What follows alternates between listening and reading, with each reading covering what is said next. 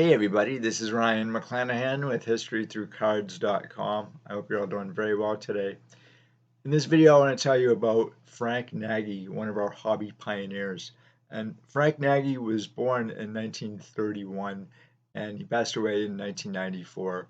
And unlike a lot of our hobby pioneers, our hobby founders, there is actually a lot of information on him because, for the most part, his collecting and dealing started in the 1950s and ended in the 1970s and maybe even the 1980s. So we do have a lot of information on him, and also, unlike a lot of our hobby founders, there is photos of him, and he's found a lot of times in the regular mainstream press as well. So that is something that I actually did find a few articles on, and I'm going to read one of those articles to you guys. Some of the information that I found on Frank Nagy I've had for a long time, but I was kind of like reintroduced, if you will, through two other collectors. The first one, Chris from Stories in Cardboard. We were talking about Frank Nagy a while ago, and I was like, I might as well do a video on him. The other is David Kathman from Net 54. And in my opinion, David Kathman is a really, really fantastic researcher. He really knows his stuff, and he backs up what he says with articles, and he has an extensive collection. And it's a little bit different off topic here, but one of the things that I've found very frustrating in trying to research a lot of the hobby history is that it is all over the place. It's kind of like Swiss cheese. So there's a lot of holes in our hobby history, and the founders and the people who made the hobby what it is today. We know a lot about Jefferson Burdick, more so now than we did when I was a kid, first starting out in the hobby. And I first started out in about 1994 in the vintage side of the hobby. And so I didn't know a whole lot about these guys at all. And really, like, I walked into a card shop and I overheard the dealer and another collector talk about Jefferson Burdick. And in my thinking, I thought that Jefferson Burdick looked more like Raymond Burr, the actor, and that certainly wasn't the truth. In fact, so a lot of times we tend to like make things up to not like out of whole cloth, but it's more because we're trying to fill gaps, right? So that's why I thought that Jefferson Burdick looked like Raymond Burr. I don't know why and how that really came about, but it's because we don't have a whole lot of information on them, or I didn't. And a lot of these guys, especially from the 1930s and 1940s and even the 50s, there just isn't a lot of information on these guys, and we have to kind of like piece together how they founded this hobby. And same thing true is with the collectors themselves. A lot of times there just isn't a lot of information on them, and they're just maybe a name, and really that's kind of it. And you don't have a whole lot to go on. But in this case, Frank Nagy is someone that we definitely still know today, and his collection was huge. One of the reasons why his collection was huge, it may have rivaled actually Jefferson Burdick's, and Jefferson Burdick, he may not have actually had the largest collection in the world, but he had obviously the star power behind him, and so he he kind of like takes the cake, right, for king of the collectors.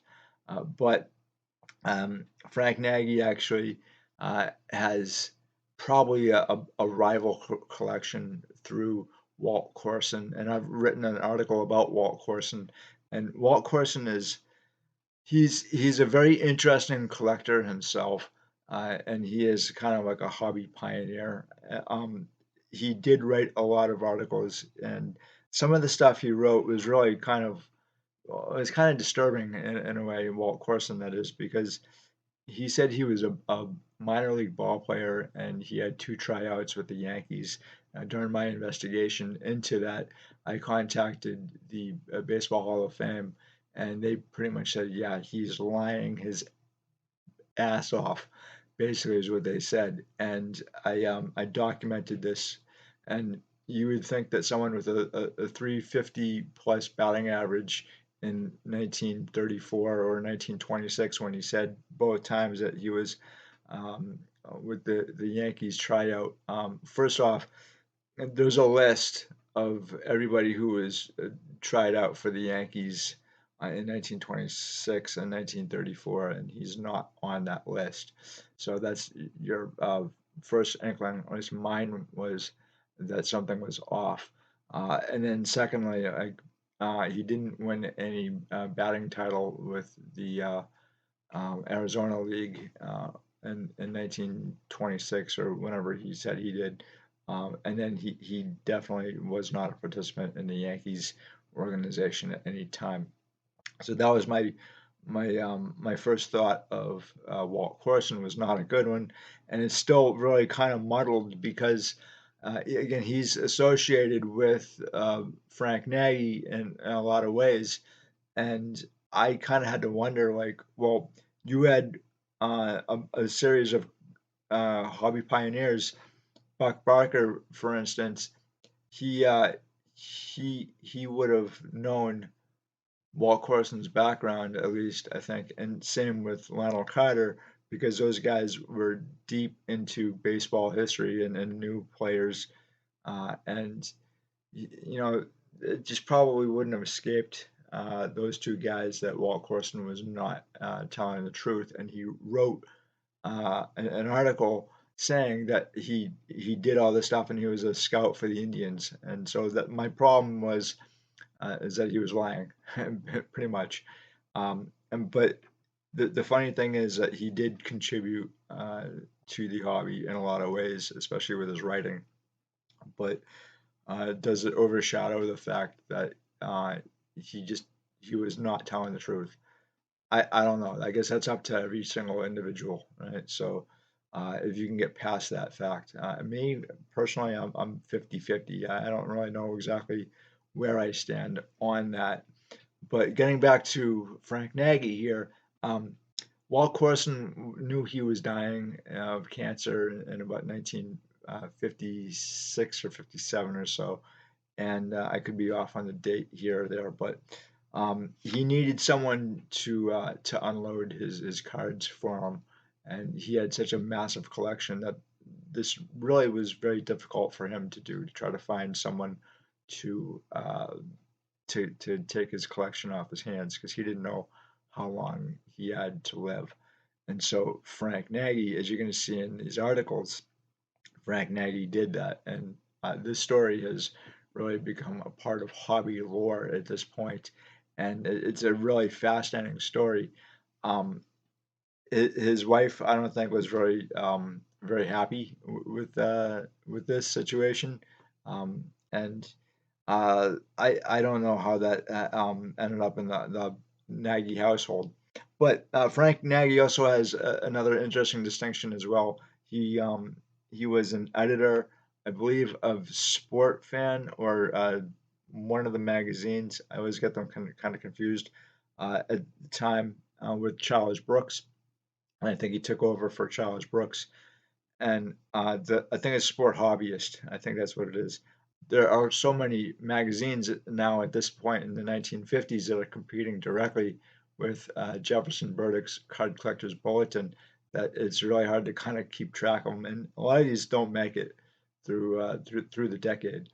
But what Nagy actually did was he created several uh, sets, in fact, and actually what they are, they're business cards too. So this is one of them. And between 1963 and I believe 1971, 1972 or so, they could have gone on a little bit longer than that. But the ones that I've seen are from either 1963 through 1971, 72. And so this is from the 1935 Tarzan bread. And I've actually done a lot of research into that particular set. It's one of the rarest sets you'll ever see of the 1930s. And in a lot of cases, is only a lone example, and I don't think that we know the exact amount of cards that are in the set even today. But the back of it, so it looks like this. And so it was the 1967 Sport Hobbyist magazine.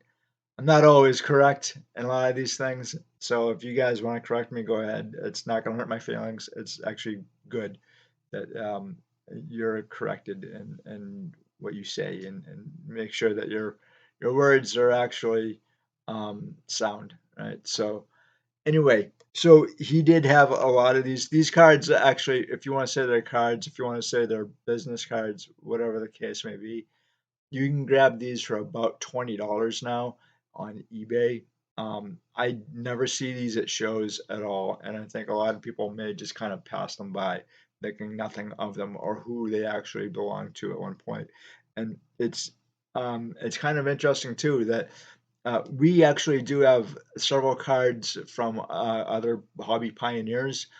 So the only reason why a collector would have Jefferson Burdick's cards is that you know he used to send cards through the mail or whatever, trade with other collectors prior to him sending his collection to the Metropolitan Museum of Fine Arts in New York in about 1947.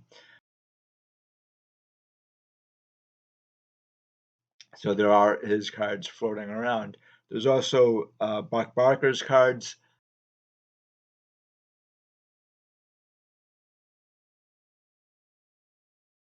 that are around, but you notice his cards have a lot of writing on the back of them. I have one copy of that. And then uh, Frank Nagy also has cards out there too, and they are slabbed. You also have other cards out there from Charles Bray as well. And I have one of those. And then obviously Lionel Carter, his entire collection was sold at auction. So you do have cards from these pioneers, which is great. Um, very, very few collectors, I believe, from that era actually have cards like this. So maybe Wirt Gammon has a few. I'm not sure. Frank Nagy is also well known as something of a mentor to Bill Mastro as well. And I spoke to Bill Mastro in 2022, and we had talked about some of our hobby pioneers, and he said some really interesting things about them. Some of it not really flattering, but it is worth mentioning that he thought that a lot of the quote unquote hobby pioneers, they were really insulated. They kept to themselves and traded. Sorry, my these things are really a pain in the ass, so they're falling over, and I'm trying to wedge them against the wall here. Anyway, so my knee is still not healed. It's still not healed. It's going to take a few more weeks or so. What Bill was saying was that a lot of our hobby pioneers were very insulated. They pretty much kept to themselves and traded cards amongst themselves. And Frank Nagy was not really that kind of a guy. But as you'll read, he really is kind of like a mentor to Bill, and I believe Lionel Carter was also heavily influential in Bill Mastro as a collector. And the one thing about Bill Mastro, I'm not entirely sure that is going to be in these articles, is that he completed a T206 set with the Wagner at age 19. And that is something that is unheard of. I believe that was in about 1972, 1973 or so. It could have been in 1971 for all I know. But he did that, and that was really a different time in America and in the hobby as well, that you could actually complete a T206 set like that at age 19. That to me is just astounding when I heard that. And so um, Bill Mastro really learned a lot from both of these guys.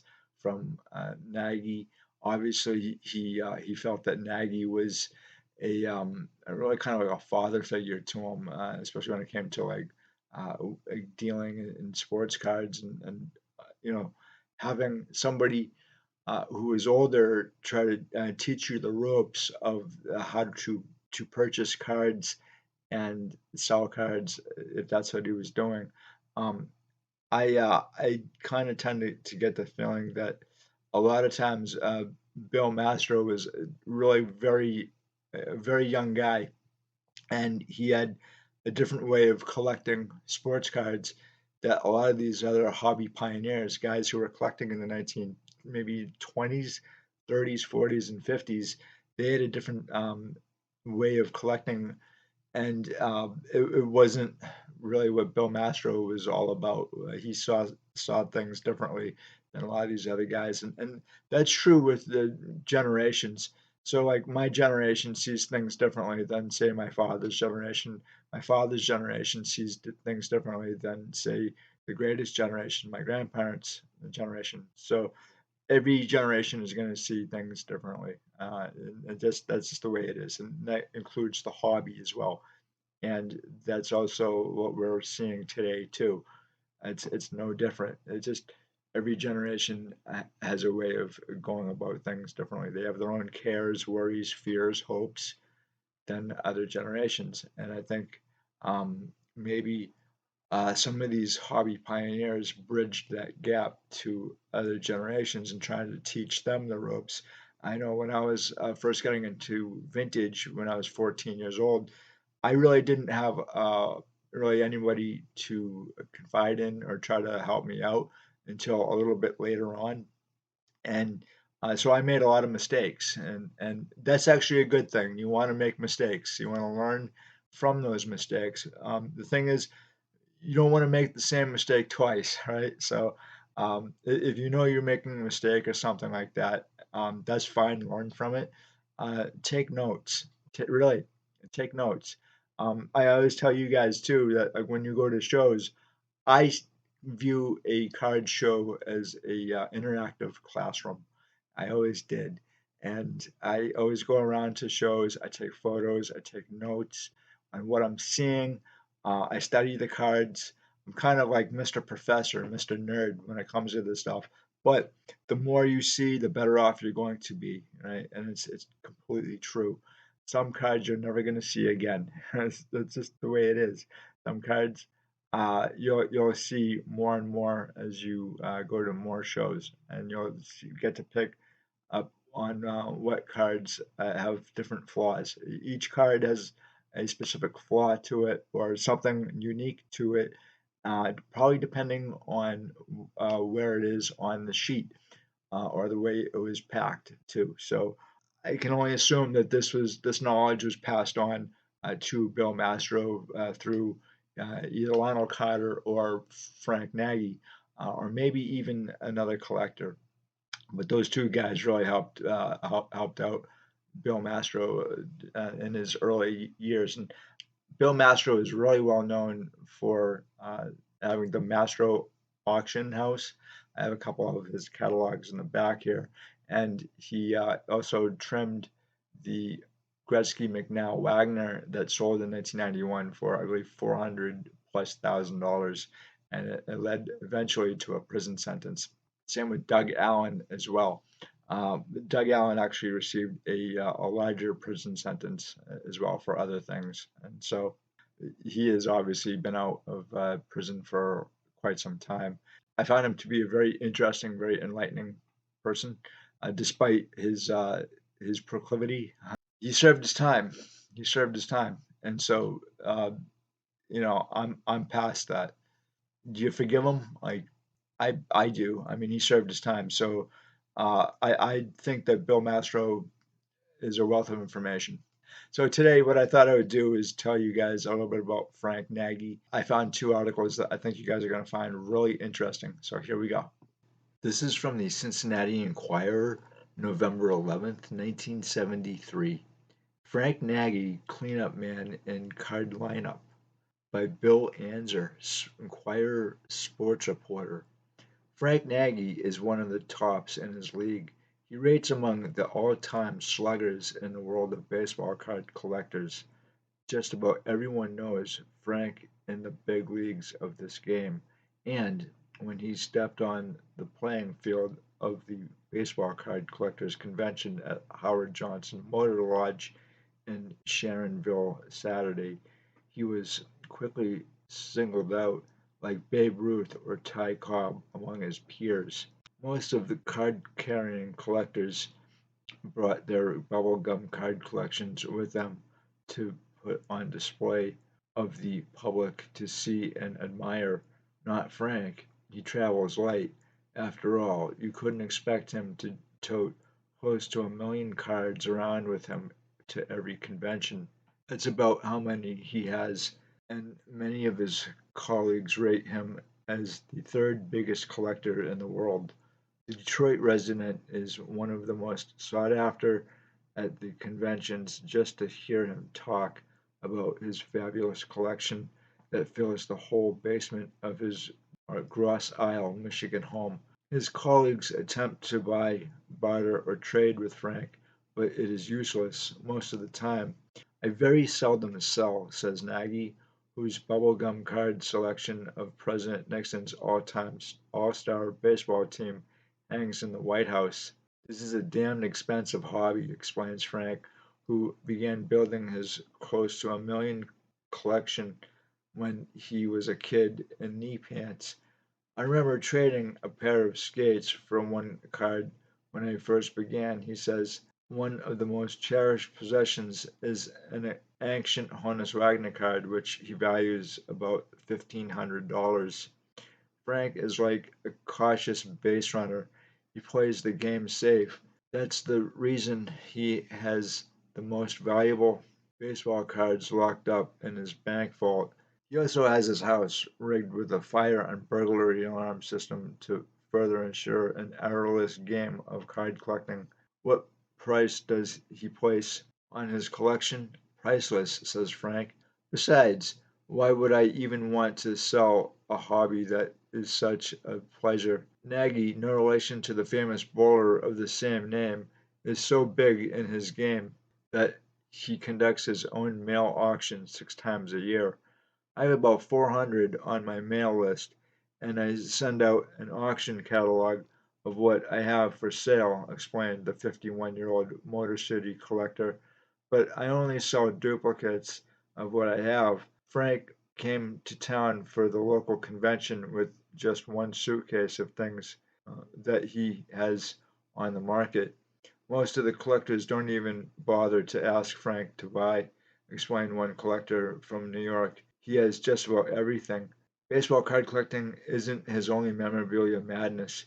He has over 50,000 book match covers on sports, old-time sports films, and a wall full of non-sports cards. One of my best collections is the Horrors of War, explained Nagy.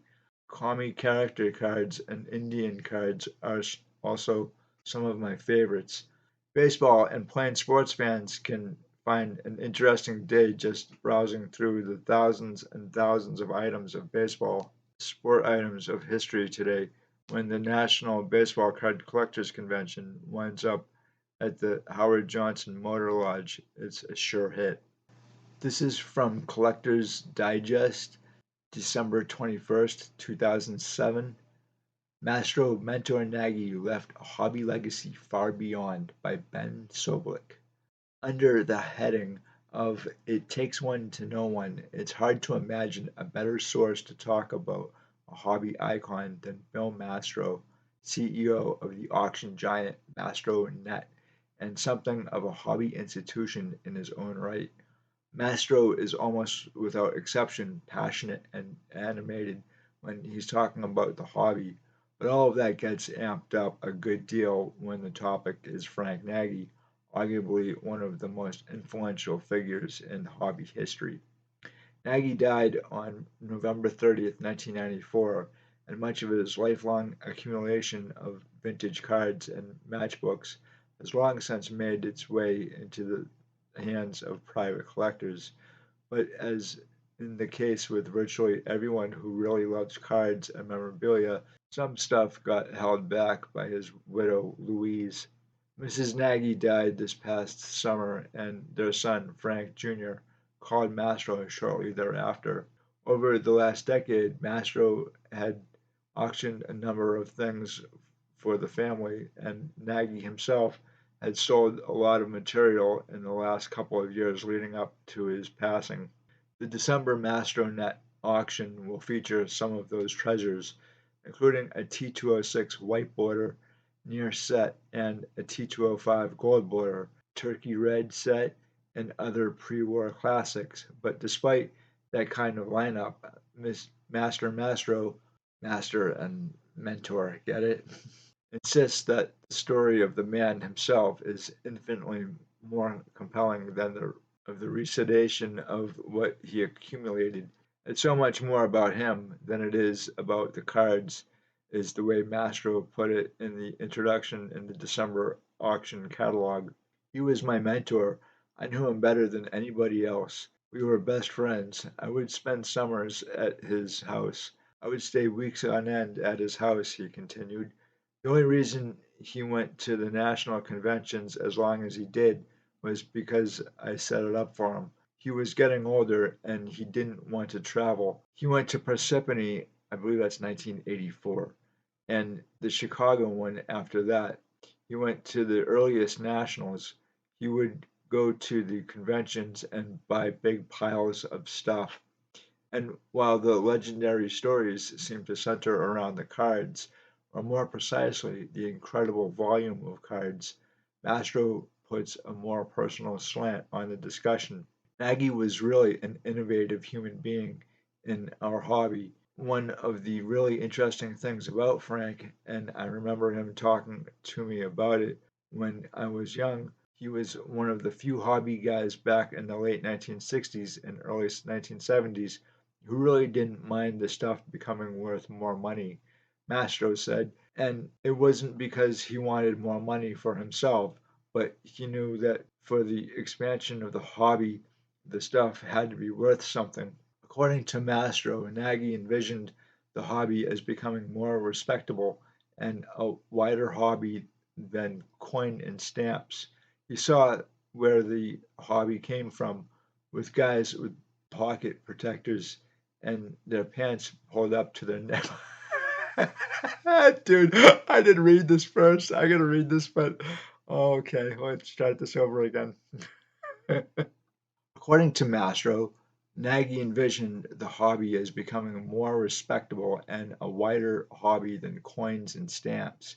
He saw where the hobby came from, with guys with pocket protectors and their pants pulled up to their nipples, writing letters to each other and wandering around like cloistered, embarrassed old men. He saw that the hobby could reach a point where it could be something that everyone could do and that it could be the hobby, Mastro said. Nagy saw the hobby becoming very much like it is today. He recognized that the only way for that to happen was for the stuff to become more valuable, and he encouraged that to happen, even though he knew it was going to cost him more money to get the stuff that he wanted. And though that might startle younger collectors who know only of a hobby dotted with price guides and an investor mentality, it wasn't always that way. Many of the old hobby pioneers were really aggravated that stuff became worth more money because they were going to have to pay more. It was like a little closed fraternity. Mastro continued. They were strange guys. We would not have enjoyed hanging around and hanging out with most of the hobby pioneers. There was a certain embarrassment factor to it because they were collecting something that was meant for kids and they didn't want people to know. Not so with Nagy, Mastro says, calling him a progressive thinker whose big thing was making collecting a family hobby. He really had tremendous impact on the hobby. He was so different in so many ways. He started out in the hobby when it was nothing more than letter writing, and it was really a teeny weeny society. What caused it to explode were the conventions. When I was a kid, I would write him, and he would write me too, 3 or 4 page handwritten letters on legal pages. These would be letters about the hobby, about what to collect, about how to collect, about condition. These were good, these were not. And then the convention started, and all these guys got to meet each other around 1969, 1970. As soon as guys got to meet each other, then there were personalities involved. There were no price guides. So the art of trading was the biggest thing, and Nagy was the most phenomenal trader in the world. He would have been the best poker player because you never knew what he was thinking. Like most of the venerated hobby old-timers, Mastro revels in telling stories about the most mystical days when massive collections were often built on something other than deep pockets. You would sit there and try to trade with him, and he had the best poker face in the world. You never had any idea whether he approved or disapproved because he would just nod his head. Mastro followed that observation with an admission that would no doubt surprise many of his contemporaries. He was one of the only guys who got the best of me on most of the deals we did. He was so patient. We would just sit around his basement and talk for hours. And one night we were sitting around and trading, and we both had tons of cards with us. It was probably around 6 a.m. and the sun was coming up, and there was a pile of batter ups that I had traded him around 11 p.m. the night before, and now at 6 o'clock in the morning they were coming back to me in another trade. I look up at him and said, I don't know how I ended up with these things. I just traded them to you 6 hours and 7 hours ago. And he looked up at me and smiled and said, you better go to bed because pretty soon you're not going to have any cards left at all. Mastro recalled with a laugh. The idea was that if I stayed and traded with him long enough, I would end up going home with nothing. And we both laughed because at the beginning of the night, I had this huge pile of stuff, and at the end, I had about a third of it left. This guy was going to trade me right out of my shirt. He was that kind of guy. Mastro also noted that first and foremost, Nagy was a Detroit Tigers collector. No matter whatever the trade you did, you never got any Tigers cards from him. Didn't matter who it was. It didn't matter every pile of cards you ever got from him. There were no Tigers because he put them in a cabinet with boxes of Tigers cards. There were some cards, he had 1,500 of them. Mastro recounted with a laugh. He also pointed out that Nagy was the preeminent matchbook cover guy. Mastro noted that, in his words, all the matchbook covers in the hobby came from Nagy. According to Mastro, back in the 1950s, before anyone knew anything about matchbook covers, Nagy got his collection from this guy and was getting divorced, and he had literally millions of matchbooks. He had literally millions of matchbook covers, and the guy's wife called Nagy and told him to come and take the collection away. Then the conventions first started. It was like the haves and have-nots, Mastro said. 90% of all of the best cards in the hobby were in 10% of the collections, and the rest of us were all trying to get them. Eventually, people started taking stuff out of their attics, but this was in the early 1970s when the hobby was just in its infancy. There were just certain guys who were known for having tons of cards.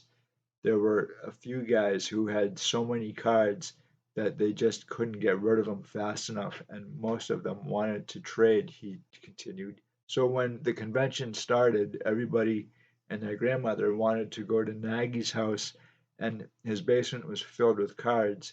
He would trade for runs of cards, not individual cards. He had runs of T206s. As a guy who had all the cards, he recognized that the other guys didn't have these. The first time I went to the Detroit convention, he sent me home with a T205 gold border set and a 1933 Gaudi set, and I was 17 or 18 years old, and he just told me to send him something when I had it. And he did that to everybody who went to his house. It's that particular quality in Nagy's dealings with his fellow collectors that seems to have touched Mastro so profoundly. He understood the thrill of getting stuff for people. A lot of guys never took care of him, and that got old after a while. And I think that was part of the reason that he lost interest in the hobby around the mid 1980s. Some of the guys really didn't understand you had to find him something. Mastro recalled with some affection Nagy's famed auction sheets, a mimeographed 15 to 20 page listing, and whenever he mailed you a package, he always included some free cards. Mastro also commented on the distinctive language he used in listing his auction lots. He had a horrible vocabulary. I called them Nagyisms. He would say, "These here are good, these here are tough, these here are tougher." But ultimately, it was Nagy's kindness and ultimately his friendship that so touched a teenage collector who just as easily could have been turned off to the hobby by a grumpy veteran hobbyist. He was one of these guys who believed in spreading the wealth and joy around throughout the hobby. That was who he was. The first time I wrote to him was 1966 or 1967 when I was 13 or 14 years old, and he took the time to write me long letters. Who would bother to do that? It was amazing. When the hobby was small and intimate, Nagy was our guy. Everybody recognized him. When the hobby got huge, everybody recognized Halper. So Nagy was kind of like the guy before Halper, Mastro said, offering an epitaph that would be the envy of anyone who ever opened a pack of cards. There are certain guys in this hobby of ours who did tremendous things to promote the hobby, not just through articles, but through their personalities. Nagy was that kind of guy. I don't know anybody that didn't like him. He was a larger than life, and it was neat to have him in our hobby, kind of the way Hopper was neat to have in the hobby, but Hopper was on a much grander scale, Mastro said. With that kind of introduction, here's a peek of what that December auction has in store. He collected everything, non-sports, British cards. It was a typical collection of a guy who it's all over the place, and we sent thousands of the cards in to be graded, at least with SGC. The holders all carry the notation about the Nagy collection. Nagy himself had sold almost all of his modern Topps and Bowman stuff. At the time before he started getting rid of anything, when I started going over to his house in the early 1970s, his card collection was 10 times bigger than what we were offering. It was so comprehensive and so huge that people would come all over the country to visit with him and just sit in his basement and look at the cards. Everybody would come and spend time at Frank's house in Grosse Isle, Michigan, an island south of Detroit. This is a guy who put together a Burdick-like collection that never was in a museum, but so many people got to come to his house and see it, and they got a little piece of it when they left, Mastro added. And like so many serious collectors, Nagy was always kept his Wagner, which he got from Preston Orme in the early 1960s, and he reportedly paid $100 for it. Orme wrote the book on early baseball in 1845 to 1881, a tremendous reference source for 19th century collectors. The self-published book chronicles the significant games played from that period. So that's a tremendous lineage for a T206 Wagner card that Nagy had in his collection, Mastro said. The Wagner is graded a GIA 3.5, described as a nice looking card with tremendous eye appeal. The auction also features what Mastro describes as the White Sox collection coming from another legendary hobby figure, Pat Quinn. It's funny that he mentions Preston Orme. Now, Preston Orme is he's a lot different than a lot of the other collectors of the time. First, he's a World War One veteran, so he's born in 1894. He passed away in 1971, and he starts collecting later on as an elderly gentleman, an older collector. Basically, what he did was he during World War II he sold off his coin and stamp collections and took that money and started buying up sports cards at auction. And he just kept on raising the price. You know those kind of guys that they would just have so much money. They didn't care what they spent, and they just raised their hand. And this really bothered a lot of other collectors at the time because in the 1940s, specifically, uh, the biggest thing that these guys wanted to collect was the 19th century sports cards, and those were the antiques, even in their day. So uh, basically, a lot of the collectors who were originally buying the 19th century stuff, they were either passing away or they were now old men, and they had collected this stuff in the 1880s, and they were auctioning it off to Charles Bray's auction in say like 1942, 43, 44. In 1939, Jefferson Burdick, he issues his American card catalog, and the prices in this card catalog, they're really not uh, reminiscent of what these things are actually going for. So you would have an actual price of what these cards were actually going for based on the auction hammer price. And that wasn't true for a lot of the cards. The prices prior to this, I'm not entirely sure how Jefferson Burdick came up with some of his values for some of these cards because they're exceedingly rare even in his day. And so it didn't really make a whole lot of sense. Once that Charles Bray gets involved in the auction house, he's actually the first guy to auction off sports cards. That's when you really see a more of a delineation of rarity and what these cards are actually going for and being included in future card catalogs. Preston Orme, he's buying out everything. He's ticking off all of his contemporaries. I don't think he really had too many other contemporaries, to tell you the truth. He was a lawyer by trade, and at least by 1960 or 1955, he was completely out of the game. He had sold all of his cards. He also becomes an associate editor of the American Card Catalog as well. But by 1960, he is completely out of the game, and he retired from the hobby. I'm not sure how well liked he was by other card collectors at the time because of his tactics. But again, he's another really interesting guy, and I'll probably do an article on him at some point in time. But that's how that Nagy got Preston Orme's Wagner. Now, some of the Wagners are really interesting because there's so few of them between, say, 1930, when the first article appears on the T206 Wagner. I believe that was the Willie Ratner Wagner. So trying to find out who owned what Wagner and when it was sold is really difficult, and just trying to find the pedigree of some of these. Oh, most Wagners do have pedigrees, by the way, but just trying to find out some of the stuff is really difficult, and it gets a little confusing about who owns what when and when they sold it. And then you can try to trace each one back.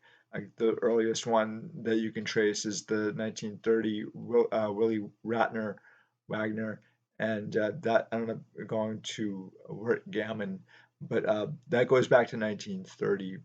Before that, we really don't have any idea what happens to any of these Wagners. There's probably about 5 to 10 in 1940 alone. That's it. And then like in 1975, there's like at least 15. And then in 1985, about 15 or so again. And then, each time that one of these things are sold, in like I want to say 1973, the first Wagner that was sold at auction was Mike Arenstein's Wagner. And I got to talk to him about that. But it's a really interesting thing about the Wagner. And the other thing too about the T206 Wagner, they're all dog shit. I'm I'm dead serious about this. They all look like dog crap. There's only one that is presentable, and that one was trimmed. That was the Gretzky McNow Wagner that sold in 1991 for over $400,000. And there's a book that was written about that called The Card. And so, like, if you guys haven't read that, it's a really phenomenal book. But anyway, guys, I really want to talk about Frank Nagy today and his collection.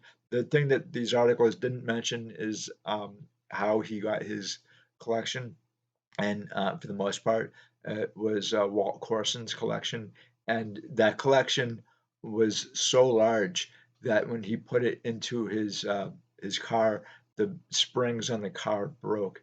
So I thought that was really interesting, just how massive that collection was. So anyway, guys, thank you so much for stopping by. I greatly appreciate it as always. Let me know in the comment section below what you think of Frank Nagy or the T206 Wagner or anything I've discussed here today. I'd love to hear what you guys have to say. And until the next time, I will talk to you later. Have a good one. Bye.